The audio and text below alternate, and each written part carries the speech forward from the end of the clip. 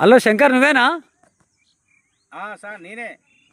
నేను సర్పంచ్ రవాణాని మాట్లాడతానా? నమస్కారం సార్. ఏం లేదు, మీరు రామరెడ్డిపేటని కలిసిరట కదా? కలిసినాం సార్, చెప్పినాం. అదే మీ చెల్లె గురించి ఏదో చెప్పిరట కదా?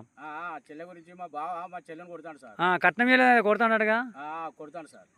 సరే, మరి పంచాయతీ ఉన్నదని చెప్పి నాకు పటేలు. సార్ మరి నువ్వు మీ బావకు ఫోన్ చేసినావా? బావ ఫోన్ చేసిన సార్. రేపు మీ బావాలను వాళ్ళందరూ మీ వాళ్ళ చుట్టాలకు అందరు చెప్పు. సార్ రేపు మీ ఇంటికానే పంచాయతీ పెడదాం. మా ఇంటికానే పెడదాం సార్. మీ బావని పిలిపి మీ వాళ్ళందరి చెల్లెకి అందరికి చెప్పు. సార్ పంచాయతీ పెడదాం, మాట్లాడదాం.